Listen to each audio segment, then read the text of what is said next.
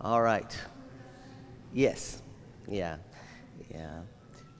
Chris White. So I don't know if you all can see me, hear me on the live stream. So welcome. But yeah, Chris White is Chris White's the one. He asked to place his membership here, and then you may have seen this picture in the family news. But he walks here in the morning along with his mother and wife, and so just mentioned that just wasn't feeling physically able to walk here this morning, and so. But he's the one that offered to do the live stream and get us going and everything. So really grateful for him. But he has made First Christian his church home. So when we see him again, make sure to welcome him. So, well, thank you all for being here. So we are in 2 Corinthians this morning. Still in 2 Corinthians. While you're turning there.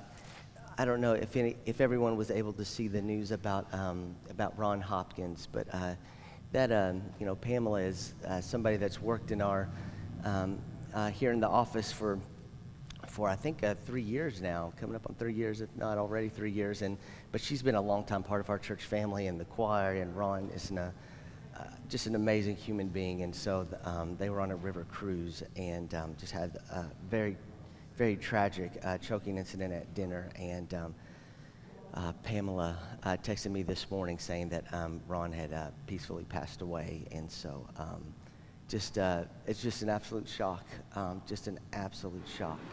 So our memorial candle is lit this morning for Ron, and they were on the river cruising on their way towards the St. Louis area on the Mississippi. When the incident happened, and so he ended up in Hannibal, Missouri, at Hannibal Regional Hospital, and it's just a really, really, really tragic, awful situation. And so I know that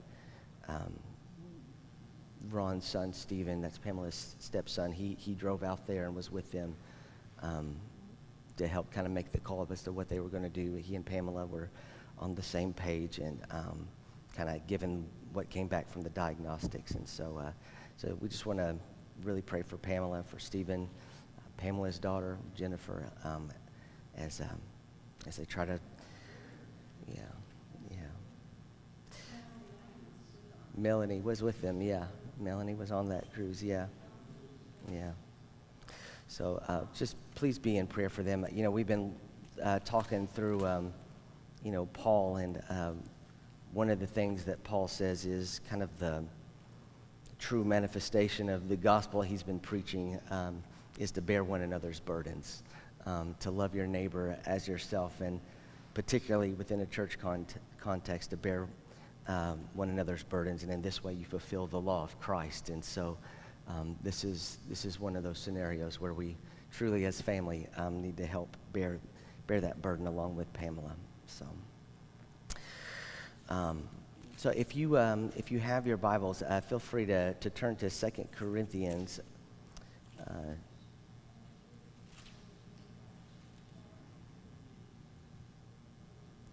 So where we left off last week was where Paul was talking about God reconciling the world to God's self, as this kind of like Paul uses a lot of metaphors. I think that's one of the things I really love about Paul, is that he's willing to use a lot of different types of metaphors. He uses kind of law court metaphors, like justification. He uses sacrificial metaphors, atonement from Israel's history. He uses metaphors like reconciliation, that in Christ God was reconciling the whole world to God's self. Like, he uses a lot of different metaphors, which I think is helpful, especially when there's plenty of systematic theologies that try to say, well, this metaphor is everything, like this metaphor, like justification, like this is the whole ball game. But it's actually not. Otherwise, Paul wouldn't have gone to other metaphors. Yeah, he reaches for a lot of different metaphors. But one of the key ones here that he uses is this idea of reconciliation. And so we talked about how Paul, one of the reasons why he doesn't just kind of walk away from these churches that he has this really strained relationship with, may be because he just feels that the very core of what God is doing through Christ is reconciling the world to God's self. And Paul maybe there's a part of him that just feels like he's going against the grain of that grand project of Christ. If he can't be reconciled with these churches that are trying to follow Jesus together. And so that's just a part of why he can't let go, or just say to the Corinthians, forget you. Like, y'all have got teachers who say I'm worthless. You're paying, you thinking there's something to that. Like, I'm just going to go my separate way. He can't do that. He just can't bring himself to do that. And maybe it's because of the way he understands the whole project that God is doing through Jesus. It's one of reconciliation. So we're going to keep going in chapter 6. And I think as we get into chapter 7, you're going to see a development in this kind of like dynamic between the church and Paul that I think will be really interesting. But does someone just want to start reading in chapter 6, verse 1?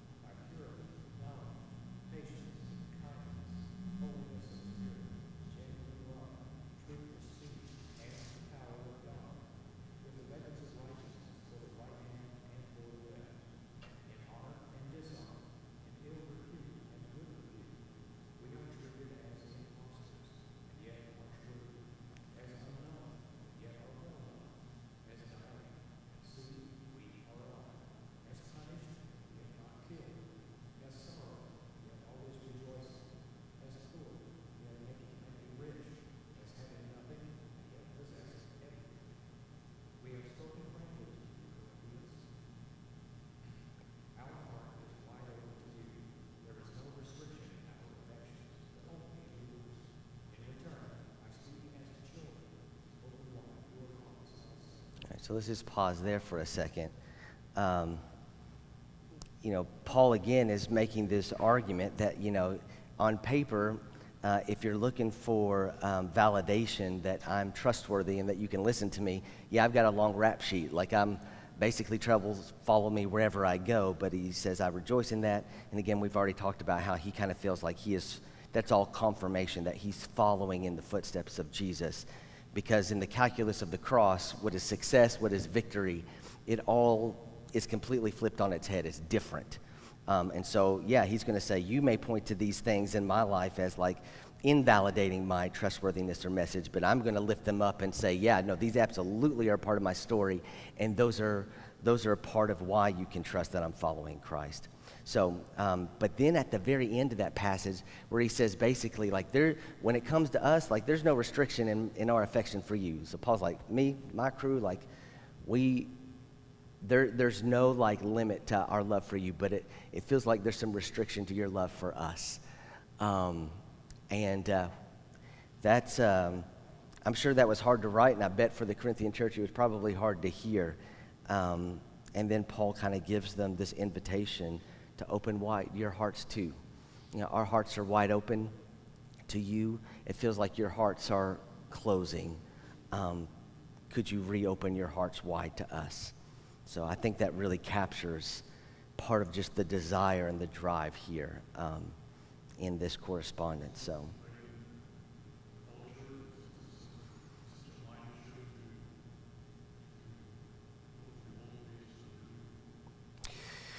Some of the controversy is that you've got different teachers within this Jesus movement that have a very different interpretation of what it means to faithfully follow Jesus than Paul does, right?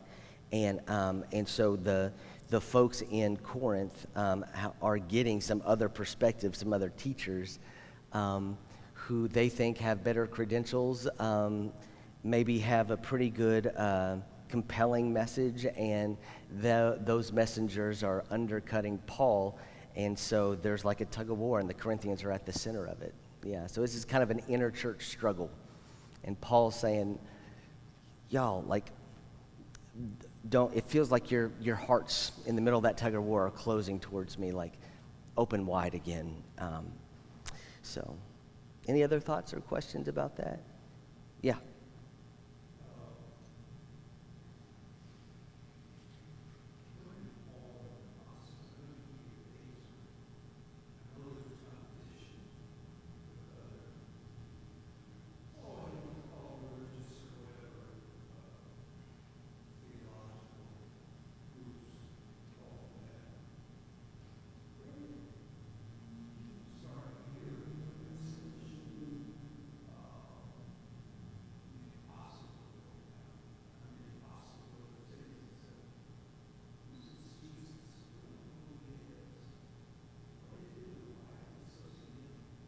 Yeah.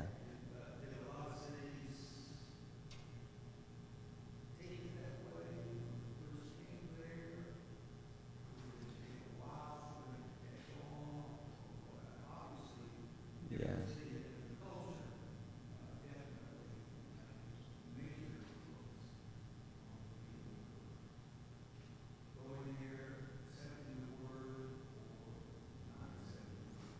Yeah.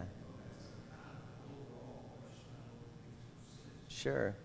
Um, so, so I think that it is. I think that if you're imagining how familiar people would have been with just the name Jesus and this kind of movement and whatnot, I think if you're near Judea, the region with Jerusalem, if you're in close proximity to that, or maybe even Galilee, a little farther to the north, where Jesus grew up, the closer proximity you are into that region, and the more investment you have because of either family that lives there or whatever, the more you're going to know, like, this is a big deal. But as to how much it's spread outside of that, I think if you're in, say, Corinth, like at the time when this is going on in Jerusalem, like when Jesus is crucified, it's hard to imagine that would really register as much of a big deal over in Corinth. Like it just, that's kind of a fringe of empire. There's always like stuff going on, insurrection and whatnot that has to be dealt with. And so I don't know that there would have been a great deal of,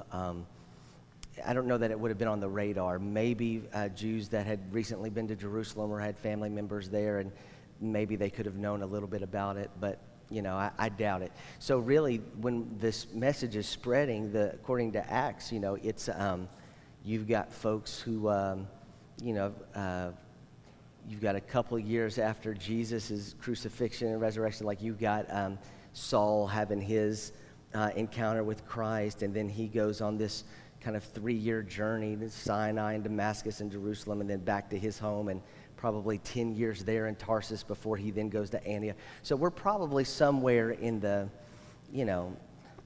according to Acts, you've got some people who were in Jerusalem who became part of the Jesus movement, who, when Stephen is stoned, who kind of, that persecution that breaks out with Paul at the center of it, people are going to various places, and Antioch is the place where they start kind of preaching to the Gentiles. And that's really Paul's first encounter of a Jew-Gentile community being church together. And that seems to have transformed him and charted the rest of the trajectory of his career. So if you're looking in the maybe early 40s, if that's going on in Antioch, and then, through the late 40s, early 50s, like that's, it kind of follows the trajectory of Paul going to various cities and proclaiming this Jesus figure. So, yeah.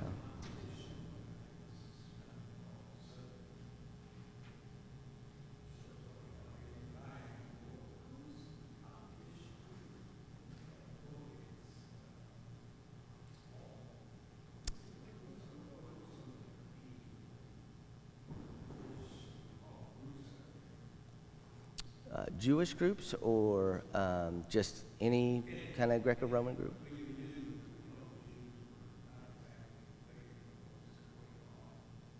Sure.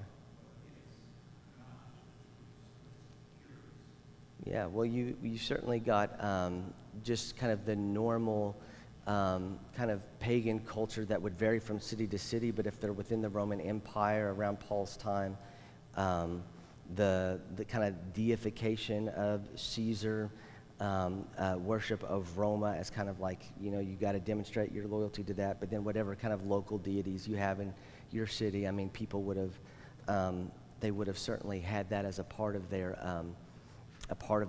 religious practice. But then you've got a lot of different teachers that have a lot of different ways of thinking about what the good life is. So Epictetus, you've got, Stoicism, you've got other, and Paul, I think, is familiar with it because there's been a lot of research that where Paul grew up in Tarsus, that there were a lot of philosophers and schools of thought that were expelled from Athens and came to Tarsus.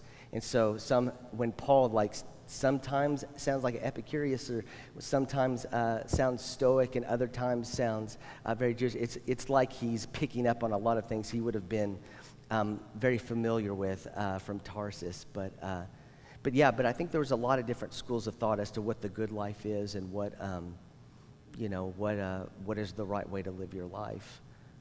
But he has a very specific. I think he tries to use those different schools of thought at different times. Kind of like the way he uses metaphors. If he thinks this particular kind of Stoic thought might be helpful, he might use it. If he thinks that just this kind of insight from a very traditional Pharisaic Jewish thought might be useful, he'll use it. But he will try to translate the message into these different forms of thought, depending on who his audience was, which I think is what made him such a really effective messenger. But, let's look at, this is where he's going to really dip into kind of the temple, the Jewish temple, as being a central symbol and conceptual framework. So would someone start reading there in chapter 6, starting at verse 14?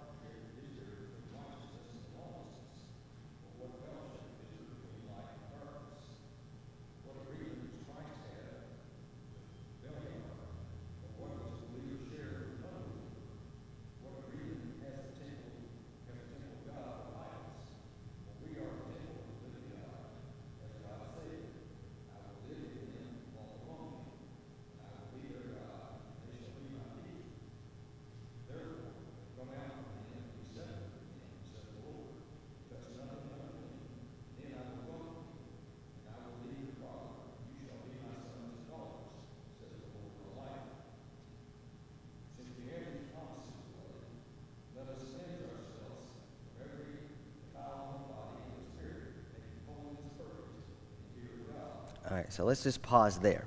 So remember, part of what you're having to, if you know Paul is in kind of a tug of war with the Corinthians at the center of it and other teachers who are trying to undercut Paul's message, then you know that Paul is going to be responding in this correspondence to some of the charges, right? So his rap sheet and his sufferings and getting in trouble with the law, he's responding to that. But one of the things I think you can infer here is that there's a charge to him that, if you're just kind of so willy-nilly and letting Gentiles just be part of the church, then you're just a let anything go kind of guy, right? If Gentiles can come in and they don't have to be circumcised, or if Gentiles can be part of the church and they can just bring meat sacrificed to idols and just put it on the Lord's table and that be part of our worship together. If Paul believes this, then some of his detractors, you could say, well, he's just a slippery slope to anything goes and anybody can come in regardless of what they do, don't do. Paul's just like, hey, you do you, we'll all be church together, bada bing, bada bang, and Paul is trying to respond and push back against that. He's like, no, I am not saying that anything goes, that everybody just gets to live their life and nobody can say anything about, the kind of ethics or the kind of ways in which you live out your faith. Paul's saying, I am not a standardless preacher, right? And so I think he's trying to tap into this symbol of the temple, which, remember, in Jewish thought, this is the place where heaven and earth meet, right? This is where the two make contact, right? You have in the tabernacle scenes there in the wilderness, and when Solomon builds the temple, that first temple there in Jerusalem, you have that grand sort of entrance of the presence of the Lord into the Holy of Holies, and the tabernacle and the temple. And it's this is the living presence of God, and heaven and earth, like they somehow come together in that temple, and therefore, how you approach it, the ways in which you try to purify yourself in order to be in close proximity to this kind of meeting of heaven and earth in the presence of God. Like all that is like, that's very much resonates. It's tapping into a deep well of tradition and gravity, religious gravity, right? But he's not talking about the physical temple that's still standing over there in Jerusalem right now, right? Making a radical big shift here, right?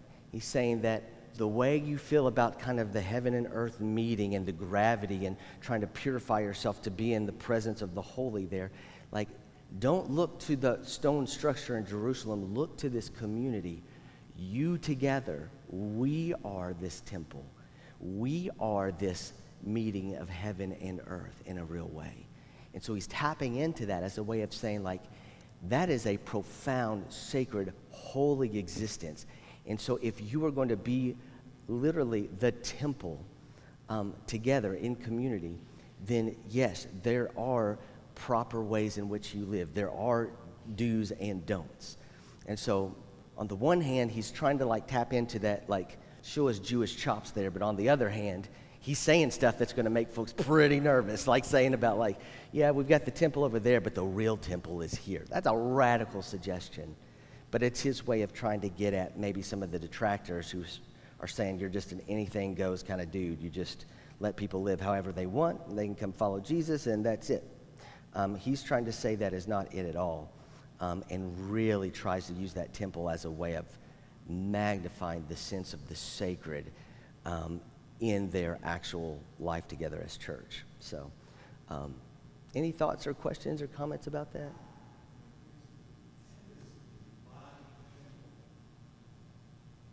The body, yeah, your body. There's certainly, yeah, there's the mention of that. Your body is a temple. Always used to hear that when teenagers I grew up with were about to get tattoos and be like, your body is a temple. But he's trying to talk about the body, the collective, to think of themselves and their union to one another as the temple. And that is a profound thing. I think he's, on the one hand, trying to he's trying to counter some of the objections he's getting from his opponents, but at the other time you can see like he's kind of pouring gasoline on the fire of their concerns, like by saying that these Jew and Gentiles together comprise a new temple. Bro, yeah.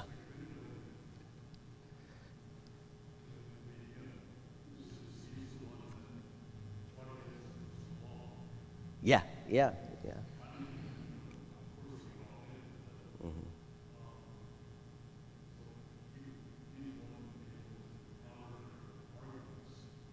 Mm-hmm.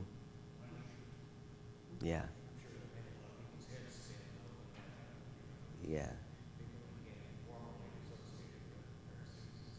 Yeah. Mm-hmm. Yeah.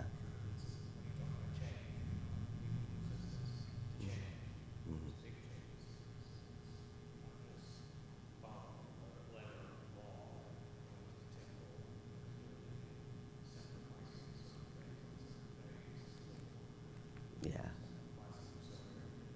Right. Yeah. It's still tapping into that same kind of language and framework.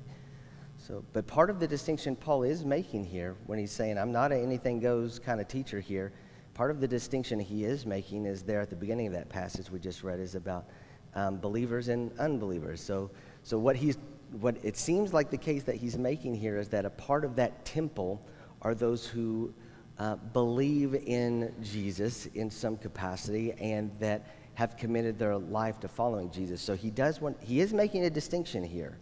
He's not making a distinction in other places that maybe his opponents think he ought to, but for him the main distinction as to kind of who's a part of this new temple that God is assembling and maybe who's not, for him it's those who are kind of all in on Jesus, be they Jew or Gentile. But David, did you have your hand raised first?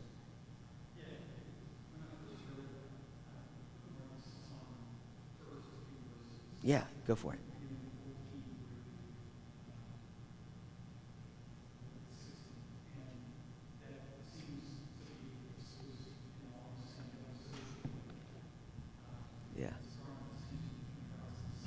Mm-hmm.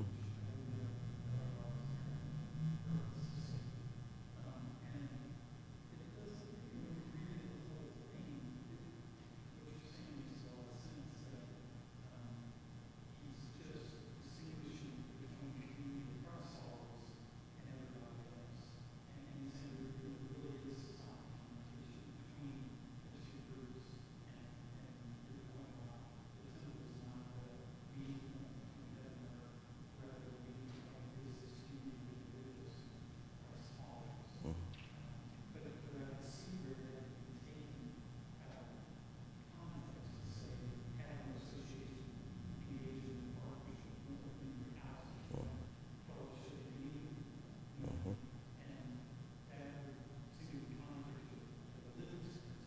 Mm-hmm. Yeah. Yeah, I think that's you bring up such a good point that you could easily, and I have heard many times, that first part of that passage said, don't be friends with non-believers, don't be with non-Christians, don't marry a non-Christian, don't, whatever, don't invite a non-Christian, like it's just, I've heard it taken out of that, but the context though is like Paul is saying, he's really responding to these charges that he's just, you know, everybody's in, there's no expectations about anything about holiness or, kind of an ethic of following God. You're just mushy when it comes to holiness. And Paul's trying to say, no, I'm not. And he is making a distinction between those who are all in on following Jesus and those who are not, and really trying to elevate those who are all in on following Jesus, saying you need to recognize, like, when us being community together, it's not just some like cute gathering. Like, this is the new temple that God is showing up and doing profound things in, and that we need to treat that community with this kind of gravity and seriousness and sacredness as maybe you might feel when you step into the gates of the temple in Jerusalem. And I think your point, which is really, really helpful when you're trying to like do that active, wear the interpretation hat, like, okay, here's what I'm reading now, like, what do I do with it?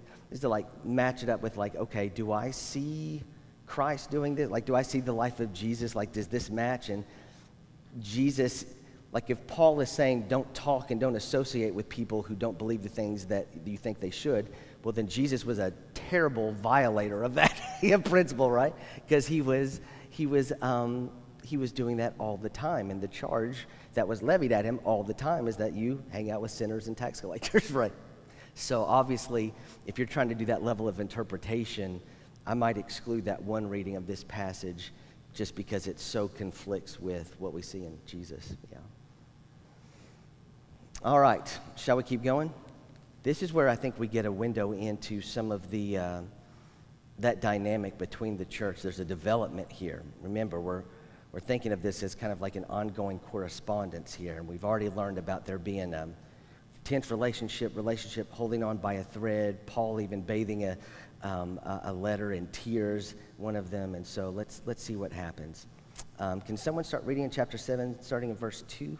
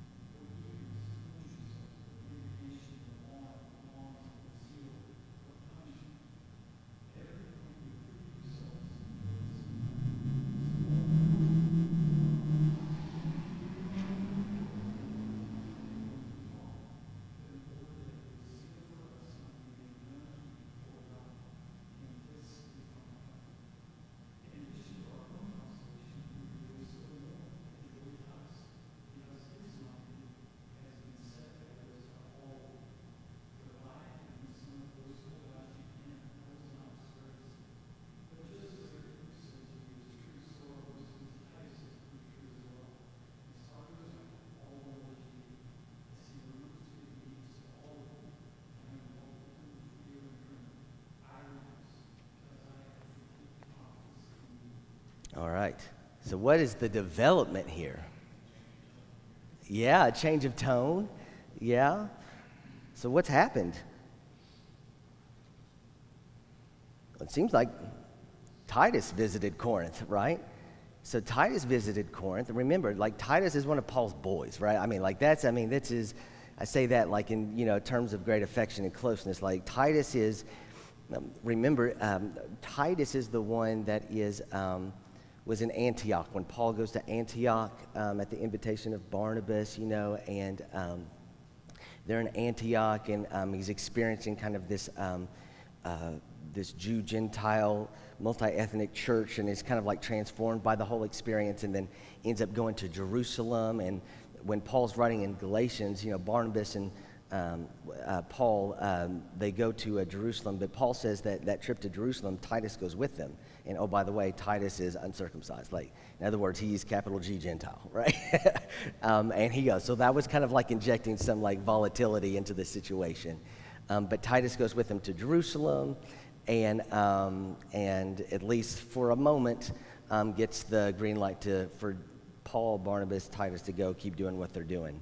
Ministering to Gentiles and Jews. So anyway, so that Titus, that's kind of been with Paul pretty early on and been going around a part of like planting churches, that Titus goes on behalf of Paul to Corinth. Apparently after this letter, maybe it was the one bathed in tears, is sent to Corinth, and it feels like their relationship's hanging on by a thread, and Titus is warmly accepted.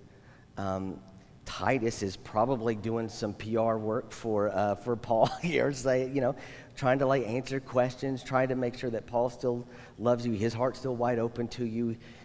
Here's his understanding of the gospel. Here's how we can answer the questions raised by some of these other teachers who are undercutting us.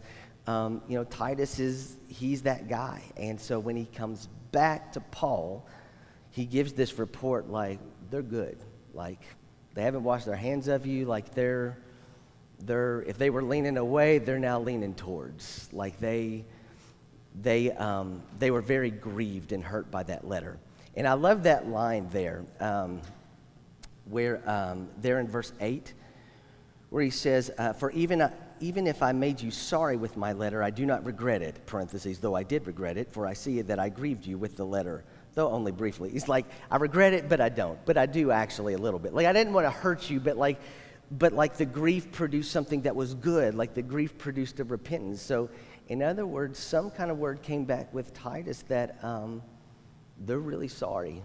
Like, they want to express a great deal of gratitude, apology, and then also that word repentance, it literally means kind of a U-turn or a change of mind. And so they've changed their mind. They've had a change of heart. And so Paul is giving thanks for that. What do we know about Titus? Just that he was a Gentile there in Antioch and was part of that church when Jewish followers of Jesus fanned out from Jerusalem because Saul was persecuting people, and some of the people that fled to Antioch, and they started preaching the gospel not just to the Jews there, but to the Gentiles. And Titus is one of the Gentiles that said, "Ooh, I like this, tell me more." And then was one of those early Gentile followers of Jesus, and has been with Paul since. So, yeah. So, any thoughts about that? It seems like things are, as the world turned with Paul and Corinth, it seems like things are at least in a better place. And Paul's expressing a great deal of gratitude for that. But again, if you think of Paul as just refusing, almost to the point of insanity, not wanting to give up on, say, a community like this, when there's the beginnings of a reconciliation, you can tell for Paul, like, that is everything. That is everything. It's the gospel at work for him. So, all right, should we keep going? Let's see. Would someone be willing to read? I tell you what, I'm going to kind of just read all of chapter 8 here for the purpose of making sure folks can hear online. Let me just read chapter 8 if you want to follow along. We want you to know, brothers and sisters, about the grace of God that has been granted to the churches of Macedonia. For during the severe ordeal of affliction, their abundant joy and their extreme poverty have overflowed in a wealth of generosity on their part. For as I can testify, they voluntarily gave according to their means, and even beyond their means, begging us earnestly for the privilege of sharing in this ministry to the saints. And this not merely as we expected, they gave themselves first to the Lord, and by the will of God to us, so that we might urge Titus that as he had already made a beginning, so he should also complete this generous undertaking among you. Now as you excel in everything, in faith, in speech, in knowledge, in utmost eagerness, and in our love for you, so we want you to excel also in this generous undertaking. So you can tell if Paul's like bragging on a church, we've kind of switched gears here. You know, he's talking about the church in Macedonia and the generosity. Remember that when we've looked at him talking about the collection for the saints in Jerusalem, he mentions it in different letters. Like that's what he's talking about, right? When he was in Jerusalem early on, after coming from Antioch to Jerusalem, and was given kind of the thumbs up, you go be apostle to the Gentiles, we'll be kind of apostle to the Jews. The thing they asked of him is remember the poor, right? And so Paul took this very seriously. All these churches he's planning, he's trying to encourage this offering for the poor in Jerusalem, right? That is the big radical project. And so if he's like bragging on Macedonia and their generosity, if you're sitting in Corinth hearing this letter, what are you thinking? Here comes the ask, right? Here it comes. It's like, it's a pledge campaign time, right, in Corinth. Like, here it comes. Yeah, he's definitely wanting them to live up to Macedonia here in their generosity. All right, so verse 8. I do not say this as a command, but I am testing the genuineness of your love against the earnestness of others. For you know the generous act of our Lord Jesus Christ, that though he was rich, yet for our sakes he became poor, so that by his poverty you might become rich. And in this matter I am giving my advice. It is appropriate for you who began last year not only to do something, but even to desire to do something.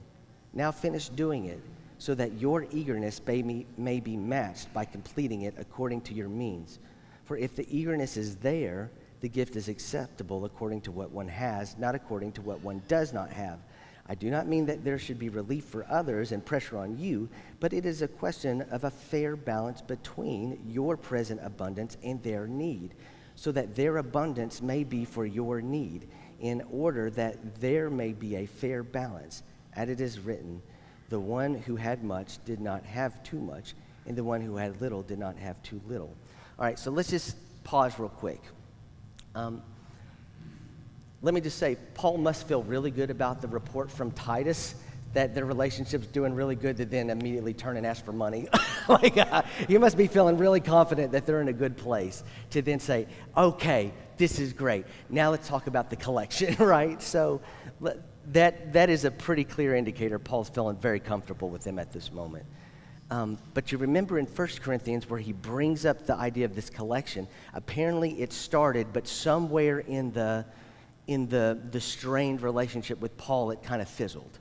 So if they were at least initially on board and being part of this collection to take to their Jewish brothers and sisters in Jerusalem who are following Jesus to care for them, in other words, like when the community is kind of selling their possessions there and so that nobody has like any need, well, as that community continues through time, need continues and evolves, and there's need there. And so Paul thinks that if he can get the churches he planted to contribute and be a part of the generosity, he can somehow embody that the church is like this thing that spans cities, it spans cultures, it spans especially this Jew kind of Gentile divide.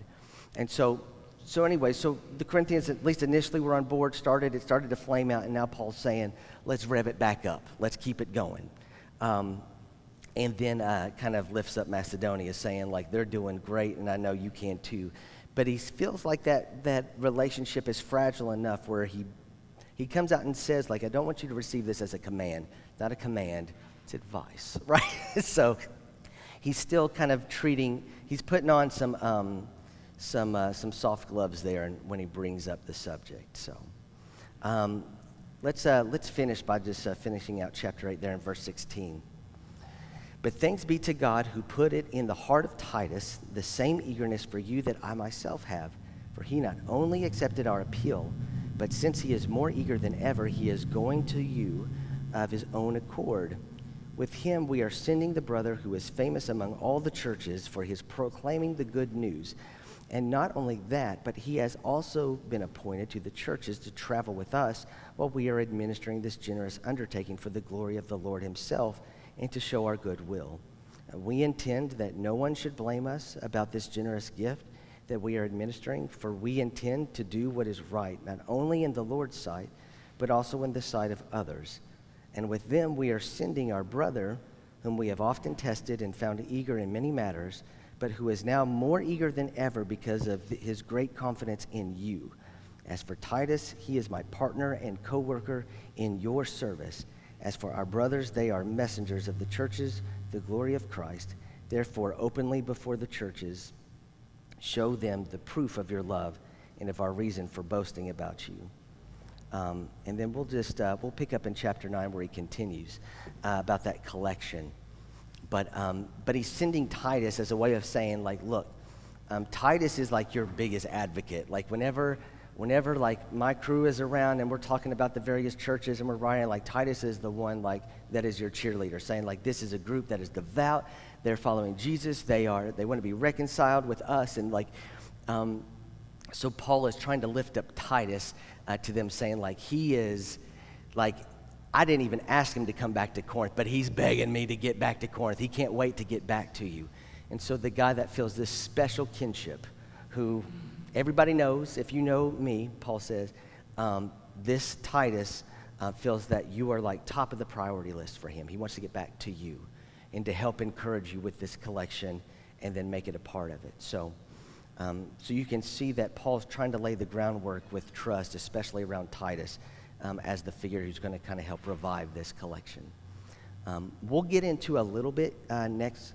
Well, actually, I'm not going to be here next week. I'd planned to be we have a guest preacher next week, so let me just say that. Although plans, you'll hear during prayer requests, the family we were supposed to be meeting up with and traveling, a friend of mine is has suddenly put in the hospital, and so our travel plans for next weekend are a little uncertain, but go ahead and just plan for next Sunday. We will not have a Sunday school class. And then the following Sunday, I'm going to be in Poland, actually, with my wife, Tiffany, to try to raise a collection for the saints here in Richmond. No, I'm just kidding. That's not true. If they want to give, we'll accept it. But no. So my wife is giving a lecture at a conference, an international conference in Poland, and she got an opportunity to do that, and she's going up for full professor here in the very near future. And so the next 2 Sundays, I'm planning to be gone. Even however plans evolve for next weekend, we'll just make sure that next 2 Sundays we'll be off, and then come back on the 14th, I believe that'll be. So, but where we'll pick up is in the end of or 2 Corinthians chapter 9 to read about this collection, because here Paul is really trying to get the church, specifically the church in Corinth, but the church in other places as well. Not just to see, he's not trying to just get the churches to sort of look at certain Jesus followers in Jerusalem as enemies who think that they should be out. Paul's not just trying to instill like a gracious spirit in them. He's trying to help them see themselves as indebted to the followers in Jerusalem in a very real way. That the followers in Jerusalem basically laid the groundwork in the shadow of Golgotha and like put together a foundation of church that you stand on. So like he's trying to instill in these churches a sense of great gratitude and kinship for them, even if it's not fully mutual. So it's different than just saying like, yeah, I know these folks may not like you, be gracious, give some money. That's not what he's doing. He's really trying to elevate the importance and significance of the Jesus following in Jerusalem so that it inspires them to want to give. So if you want to read ahead, feel free, and we'll pick up in a couple of weeks. So, all right, thank you all very much.